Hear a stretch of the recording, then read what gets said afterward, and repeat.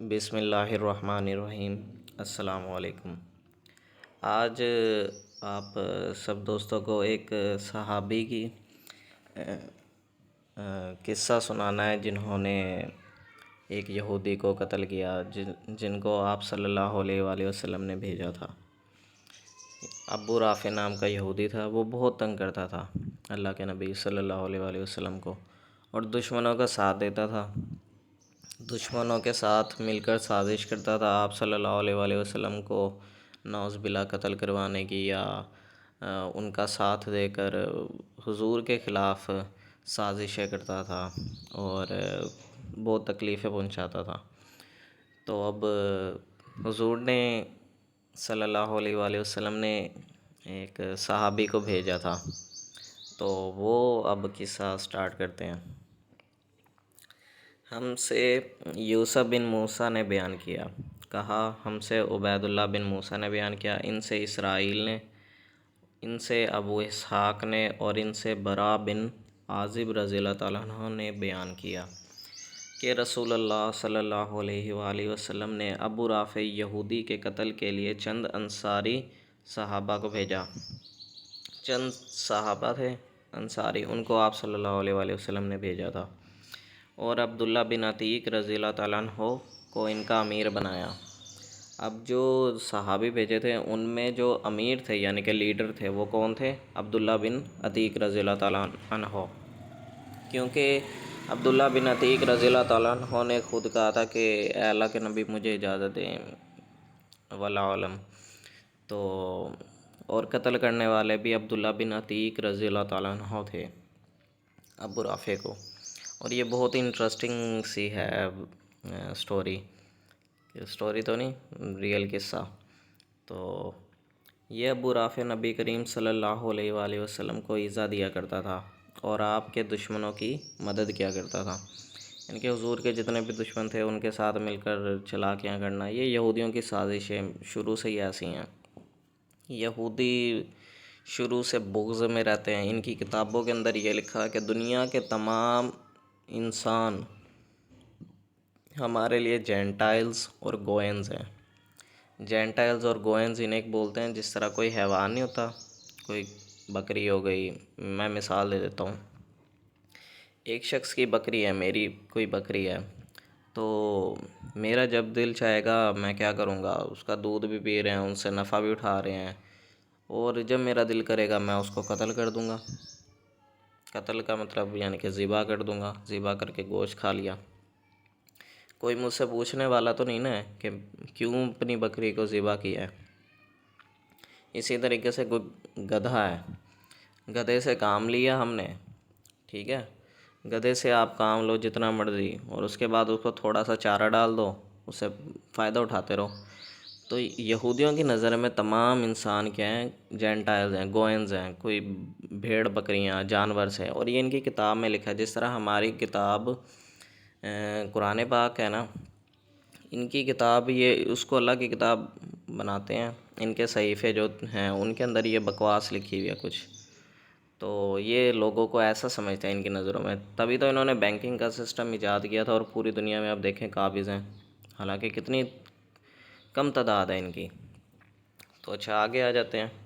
یہ میں نے سوچا تھا اس لیے آپ لوگوں کو بتا دوں کہ یہ حضور صلی اللہ علیہ وآلہ وسلم نے فرمایا تھا کہ بدترین دشمن جو ہیں حضور صلی اللہ علیہ وآلہ وسلم کے، وہ کون تھے؟ یہودی تھے۔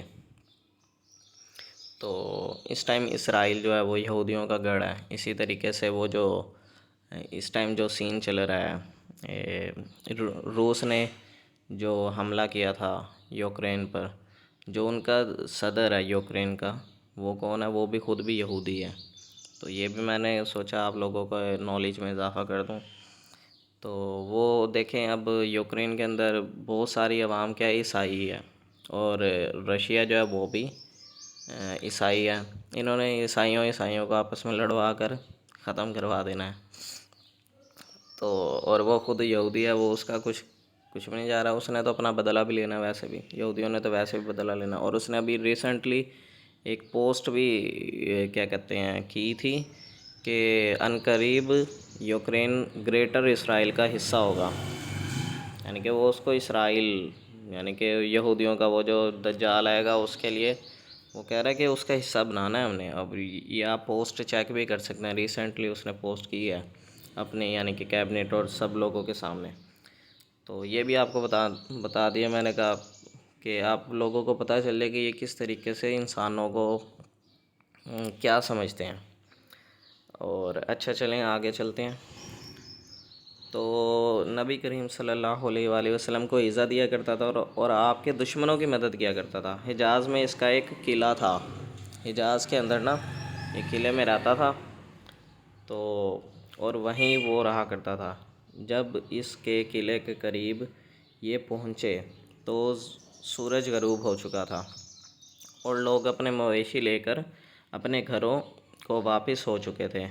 عبداللہ بن عتیق رضی اللہ تعالیٰ عنہ نے اپنے ساتھیوں سے کہا کہ تم لوگ یہیں ٹھہرے رہو، میں اس قلعے پر جا رہا ہوں اور دربان پر کوئی تدبیر کروں گا، یعنی کہ دروازہ وغیرہ یا دروازے والا ہے اس کے پاس جا کے کوئی کروں گا، کوئی ایسا انتظام کہ میں اندر جا سکوں تاکہ میں اندر جانے میں کامیاب ہو جاؤں. چنانچہ وہ قلعے کے پاس آئے اور دروازے کے قریب پہنچ کر انہوں نے خود کو اپنے کپڑوں میں اس طرح چھپا لیا جیسے کوئی قضائے حاجت کر ہو. یعنی کہ قضائے حاجت کا پتہ ہوگا، یا یوں سمجھ لو کہ ٹوائلٹ نہیں ہے سمپل الفاظ میں، ویسے ہی یعنی کہ شو کیا کہ وہ کیا کہتے ہیں قضائے حاجت کر رہے ہیں، ٹوائلٹ میں ہیں بیٹھے ہوئے ہیں. ہوا اصل میں یہ تھا، تھوڑا میں مزید ایڈ کر دوں، یہ میں اور بھی حدیث ہے اسی کے آگے، اس میں مزید بھی بتایا کہ ان کا نا اصل میں ایک گدھا گم ہو گیا تھا جو تھے نا قلعے والوں کا. تو وہ گدھے کو ڈھونڈنے کے لیے انہوں نے نا اپنے لوگ بھیجے باہر، یہ آگے حدیث میں بھی ہے اس کا ذکر. تو جب وہ گدھے کو ڈھونڈنے کے لیے انہوں نے لوگ بھیجے نا آگے، تو وہ جب واپس آ رہے تھے نا تو یہ بھی ان کے ساتھ جب آئے نا عبداللہ بن عتیق رضی اللہ تعالیٰ عنہ گدھے کو ڈھونڈ کر، تو یہ دروازے کے پاس بیٹھ گئے. اس طریقے کا سین یعنی کہ بنا کر کہ یہ نا وہاں پر ٹوائلٹ وغیرہ کریں، کوئی پیشاب وغیرہ کریں، جو بھی ہے.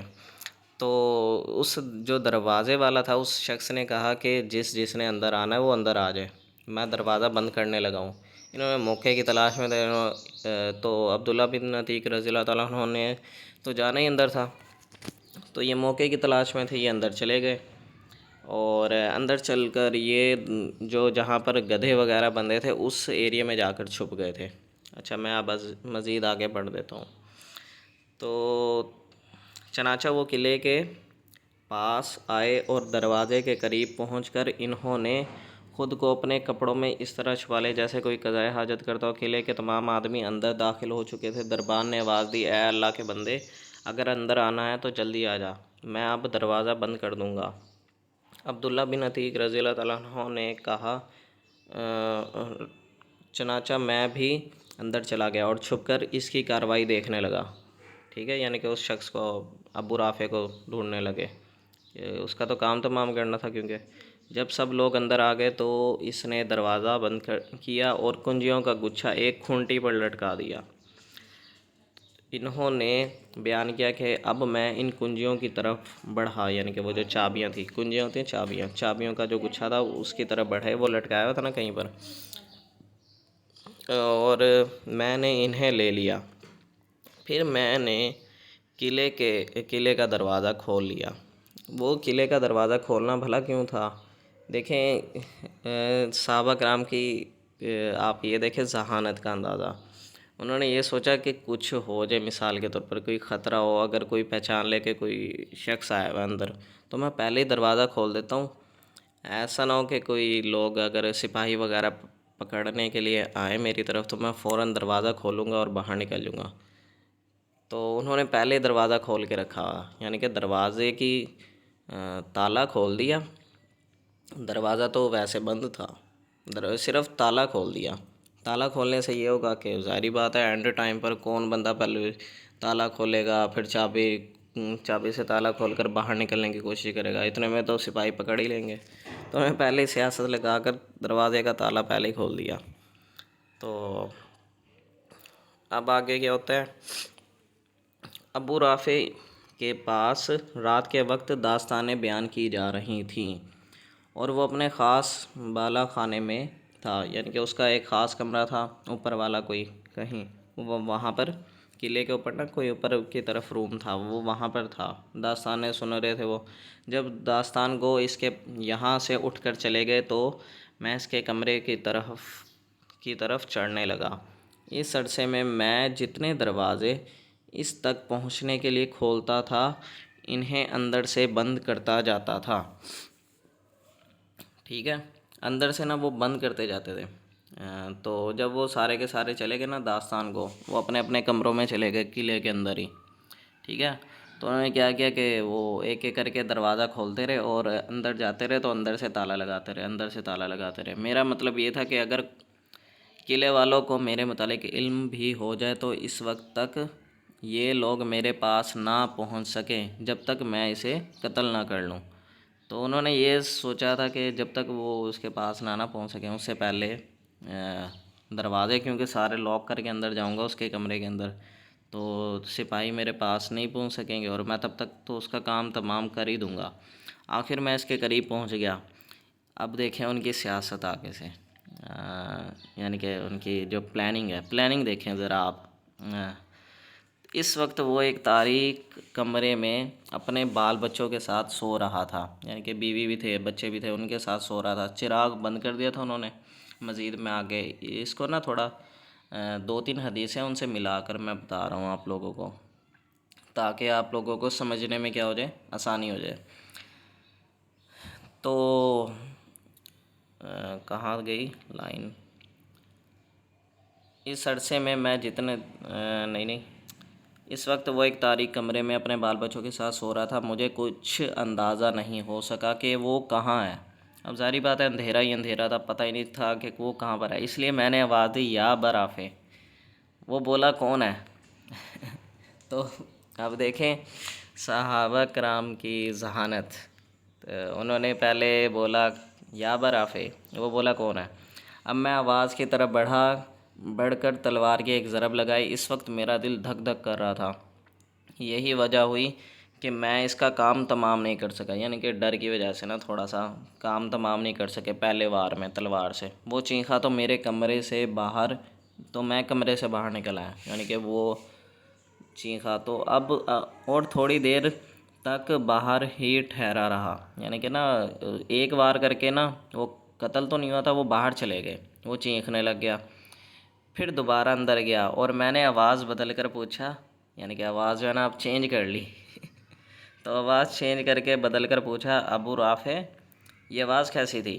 وہ بولا تیری ماں غارت ہو، یعنی کہ وہ سمجھے تھے کہ کوئی سپاہی ہوگا، میں سپاہی کو بولوں گا کہ تیری ماں غارت ہو، ابھی مجھ پر کسی نے تلوار سے حملہ کیا ہے۔ تو انہیں پتہ چل گیا یہ منحوس جو ہے یہ ابھی قتل نہیں ہوا، یہ بچ گیا ہے۔ انہوں نے بیان کیا کہ پھر آواز کی طرف بڑھ کر میں نے تلوار کی ایک ضرب اور لگائی۔ انہوں نے بیان کیا کہ اگرچہ میں اسے زخمی تو بہت کر چکا تھا لیکن وہ ابھی مرا نہیں تھا، وہ ابھی بھی نہیں مرا تھا، اور ہوا یہ کہ دوسری دفعہ بھی جب ضرب لگائی نا وہ پھر بچ گیا، اور وہ بھی چلانے لگ گیا اور اس کی بیوی بھی چلانے لگ گئی، کیونکہ بیوی بھی اٹھ گئی تھی، اس کو بھی پتہ چل گیا، وہ بھی چلانے لگ گئی، وہ بھی چلانے لگ گیا۔ اور وہ کیا ہوا، اب چلانے کے بعد نا وہ لیٹ گیا، بالکل سیدھا لیٹ گیا۔ اب انہوں نے تیسری دفعہ پھر آواز بدل کر نا پھر بولا وہی کہ کون ہے، کیا ہوا ہے، یعنی کہ نا خیر خواہ ہو کر۔ پہلی دفعہ تو ویسے اپنی آواز سے بول دیا، دوسری دفعہ جو ہے خیر خواہ ہو کر پوچھا کہ کیا ہوا ہے، یعنی کہ کوئی بیوی بچہ ہو، اس نے پوچھا جیسے۔ تیسری دفعہ جو ہے اپنی آواز پوچھا تھا، جس پر اس نے بولا کہ تیری ماں غارت ہو۔ تو پھر وہ کیا ہوا، ابھی انہوں نے بیان کیا کہ اگرچہ میں اسے زخمی تو بہت کر چکا تھا لیکن وہ ابھی مرا نہیں تھا، اس لیے میں نے تلوار کی نوک اس کے پیٹ پر رکھ کر دبائی، یعنی کہ پھر نا وہ تیسری دفعہ جب پوچھا نا پھر پتہ چل گیا وہ ابھی بھی منحوس زندہ ہے۔ اس کے پاس گئے، اس کے پیٹ کے اوپر تلوار رکھی، تلوار رکھ کر زور سے دبائی نیچے کی طرف، تو وہ جو کمر کی جو ہڈی ہوتی ہے نا اس کے پاس تلوار جب پہنچی نا تو کڑک کی آواز آئی۔ جب انہیں پتہ چل گیا نا، یہ میں دوسری حدیث سے بتا رہا ہوں، تو کڑک کی جب آواز آئی نا انہیں پتہ چل گیا اس کا تو اب ہو گیا کام تمام، یہ گیا سیدھا اوپر جہنم میں حساب دینے۔ تو جو اس کی پیٹھ تک پہنچ گئی، مجھے اب یقین ہو گیا کہ میں اسے قتل کر چکا ہوں، چنانچہ میں نے دروازہ ایک ایک کر کے کھولنے شروع کیے۔ آخر میں ایک زینے پر پہنچا، زینہ ہوتا ہے یعنی کہ سیڑھیوں کا جو اوپر والا حصہ ہوتا ہے، وہاں پر پہنچے۔ اب وہ سمجھے تھے کہ یہ جو ہے نا آگے جو ہے نا بالکل زمین ہی ہے، انہیں نہیں پتہ تھا نیچے سیڑھیاں اتر رہی ہیں، وہ سمجھے کہ یہ آگے کیا ہو رہی ہیں، زمین ہی ہے، بالکل سیدھی زمین جا رہی ہے، انہیں یہ نہیں پتہ تھا کہ میں ذرا اونچائی پر ہوں، تو وہ گر پڑے، صحابی جو تھے وہ گر پڑے۔ میں سمجھا کہ زمین تک میں پہنچ چکا ہوں، لیکن ابھی میں پہنچا نہ تھا، اس لیے میں نے اس پر پاؤں رکھ دیا اور نیچے گر پڑا۔ چاندنی رات تھی، اس طرح گر پڑنے سے میری پنڈلی ٹوٹ گئی، یعنی کہ ان کی جو ہے نا پنڈلی وغیرہ وہ ہی ٹوٹ گئی۔ میں نے اسے اپنے ماما سے باندھ لیا۔ ماما جو ہے نا وہ ہوتا ہے جو مفلر نہیں ہوتا جو کمر کیا کہتے ہیں گردن کے اوپر سردیوں میں وہ جو ڈال لیتے ہیں، یا کوئی کپڑا لے لیں امامہ وغیرہ، کوئی پگڑی ٹائپ وہ کہہ دیں، تو امامہ تھا، اس کے ذریعے پنڈلی کو نا باندھ دیا زور سے، اور آ کر دروازے پر بیٹھ گیا۔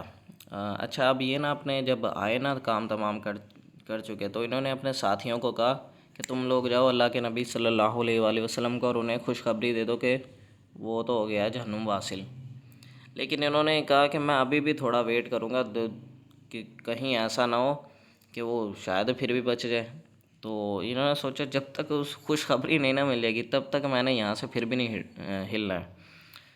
تو میں نے یہ ارادہ کر لیا تھا کہ یہاں سے اس وقت تک نہیں جاؤں گا جب تک یہ نہ معلوم کر لوں کہ آیا میں اسے قتل کر چکا ہوں یا نہیں۔ جب مرغ نے آواز دی، یعنی کہ مرغا صبح کے ٹائم اٹھا، تو اسی وقت قلعے کی فصیل پر ایک پکارنے والے نے کھڑے ہو کر پکارا۔ قلعے کی نا ایک جگہ ہوتی تھی خاص جہاں پر نا قتل ہونے والوں کے بارے میں پکارا جاتا تھا، تو ادھر کھڑے ہو کے ایک شخص نے پکارا کہ میں اہل حجاز کے تاجر ابو رافع کی موت کا اعلان کرتا ہوں۔ میں اپنے ساتھیوں کے پاس آیا اور ان سے کہا کہ چلنے کی جلدی کرو، اللہ تعالیٰ نے ابو رافع کو قتل کرا دیا ہے۔ چنانچہ میں نبی کریم صلی اللہ علیہ وآلہ وسلم کی خدمت میں حاضر ہوا اور آپ کو اس کی اطلاع دی۔ نبی کریم صلی اللہ علیہ وآلہ وسلم نے فرمایا کہ اپنے پاؤں پھیلاؤ، یعنی کہ ان کی پنڈلی ٹوٹ گئی تھی پاؤں کی، تو آپ صلی اللہ علیہ وآلہ وسلم نے، پنڈلی یہ ہوتے پاؤں کا نیچے والا جو حصہ ہے، تو ان کی پنڈلی وغیرہ، تو اچھا جب اس صحابی رسول کو پتہ چلا نا کہ وہ قتل ہو گیا، وہ بہت زیادہ خوش بھی ہو گئے تھے، ان کو درد بھی محسوس نہیں ہوئی۔ جب انہوں نے اپنے امامے سے باندھ لیا تھا نا پنڈلی کو، تو وہ لنگڑا کر چل رہے تھے، لنگڑا کر، اور وہیں پر نا بیٹھ گئے کہیں کسی جگہ پر۔ لیکن جب پتہ چلا تو خوشی کے مارے آپ صلی اللہ علیہ وآلہ وسلم کے پاس آ رہے تھے، لیکن حضور کو پتہ چلا کہ پنڈلی ٹوٹ گئی ہے ان کی، تو آپ صلی اللہ علیہ وآلہ وسلم نے کہا اپنے پاؤں کو پھیلاؤ، تو آپ صلی اللہ علیہ وآلہ وسلم نے اپنا دست مبارک پھیرا، یعنی کہ ہاتھ مبارک کو نا دم وغیرہ کیا، اور اللہ کا نام لے کر قرآن پاک کا ذکر کر کے آپ صلی اللہ علیہ وآلہ وسلم نے اپنا دست مبارک پھیرا، اور پاؤں اتنا اچھا ہو گیا، یہ نہ بھی پڑا ہو واللہ عالم، کیونکہ یہ لکھا ہوا نہیں ہے، تو حضور نے اپنا دست مبارک بس پھیرا ہے، اور وہ پاؤں اتنا اچھا ہو گیا جیسے کبھی اس میں مجھ کو کوئی تکلیف ہوئی ہی نہ تھی۔ تو یہ تھا مشن رافع سکسیزفل۔ تو مشن رافع سکسیزفل کیسا ہوا آپ لوگ ذرا کامنٹ کیجیے گا، اور جو عبداللہ بن عتیق رضی اللہ تعالیٰ عنہ جن کو آپ صلی اللہ علیہ وآلہ وسلم نے بھیجا تھا، ان کے لیے ہماری طرف سے درود و سلام، اور اللہ تعالیٰ ان کے درجات بلند کرے، آمین، اور تمام صحابہ کرام کی قبروں کو منور کرے، آمین۔ تو یہ تھی ایک صحیح بخاری کی حدیث ہے، یہ اوتھینٹک ہے، کوئی اس میں غلط چیز نہیں ہے، بالکل فکس۔ تو میں سوچا تھوڑا سا انگلش میں بھی کچھ لوگ اگر پڑھنا چاہیں تو ان کے لیے تھوڑا شو کر دیں تاکہ ان لوگوں کو سمجھ آ جائے. اگر کسی نے سمجھنی ہو تو وہ اس کی سپیڈ کو ہلکا کر لے ویڈیو کی، اور یہ انگلش میں بھی پڑھ سکتا ہے. اور عربی والوں کے لیے بھی تھوڑا اگر دیکھنا چاہتے ہیں تو یہ عربی میں بھی تھوڑا جلدی سے ہائی لائٹ کر دیتے ہیں. تو یہ عربی میں بھی آ رہا ہے آپ کے سامنے حدیث، آپ ادھر سے بھی پڑھ سکتے ہیں اس کو. تو امید ہے آپ لوگوں کو یہ ویڈیو اچھی لگی ہوگی، مشن رافع سکسیزفل والے. تو اس کو لائک کیجیے گا، شیئر کیجیے گا. اور اس میں بہت سی ہمیں چیزیں سیکھنے کو بھی ملتی ہیں کہ صحابہ کرام رضی اللہ تعالیٰ عنہ کیسے مشن پر جاتے تھے، کس طریقے سے پلاننگ کرتے تھے. تو یہ پلاننگ جو ہے، یہ اس سے مجھے پلاننگ بھی پتہ چلی ہے کہ کیسے کیسے آوازیں بدل کر بھی بندہ، اور کس طریقے سے میں بھی مطلب نالج میں اضافہ ہوتا ہے کہ کیسی اس ٹائم بھی ان کی پلاننگ تو تھی نا آخر یہ بھی. اور کیسے وہ پہنچے، گدھے کا بہانہ کیا، کیسے قلعے کے اندر داخل ہوئے، کیسے، واقعی عظیم. تو اوکے، اللہ حافظ.